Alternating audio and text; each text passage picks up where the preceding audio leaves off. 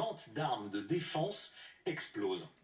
C'est ce que vous avez dit dans cette interview à mes confrères. Alors, déjà, c'est quoi une arme de défense? Une arme de défense, en fait, c'est tout ce qui va être classé en catégorie D, qui permet aujourd'hui de se défendre, de se prémunir des agressions extérieures. Donc ça passe par la bombe lacrymogène et tout ce qui est arme de défense spécifique, donc les projecteurs soit pyrotechniques, soit pneumatiques, de billes de défense en caoutchouc. Donc, c'est essentiellement des pistolets à billes et du gaz lacrymogène, des bombes lacrymogènes. Alors, oui, mais pistolet à billes, pas confondre avec l'airsoft qui envoie des billes qui pèsent 0,25 grammes à une énergie de 1 joule, avec des armes de défense qui envoient des grosses billes beaucoup plus lourdes, avec une puissance de 16 à presque 20 joules. D'accord. Que dit la loi? On a le droit de se promener en France avec une bombe lacrymogène ou un pistolet de défense? Absolument pas. Ah oui. Dans tous les cas, la vente est libre, l'achat est libre par toutes les personnes majeures, mais vous avez le droit de les avoir chez vous. En aucun cas, vous n'avez le droit de vous déplacer avec.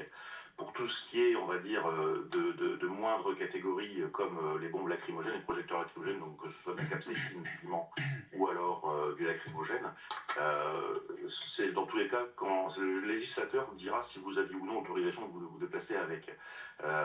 Mais dans tous les cas, officiellement, le texte est clair, on n'a pas le droit de se déplacer avec une arme de défense. D'accord. On risque quoi d'ailleurs si on est avec une arme de défense dans la rue ou avec une bombe lacrymogène?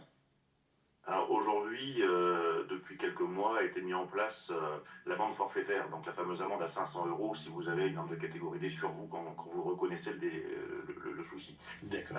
Ce qui ne permet plus d'être contesté par derrière. Mais dans tous les cas, c'est condamnable, oui, parce que c'est une arme. Ouais. Alors, bon, pourquoi les ventes explosent? Pourquoi est-ce que tout d'un coup les Français veulent acheter des armes de défense? Alors, Qu'est-ce qu'ils vous disent? j'attendais dire, c'est pas Vos tout d'un clients en coup, tout ça, cas. ça avance de plus en plus en fait. Ça devient de plus en plus récurrent depuis quelques années et effectivement aujourd'hui les gens se sentent moins en sécurité et ont ce besoin de se protéger durant leur déplacement et à leur domicile.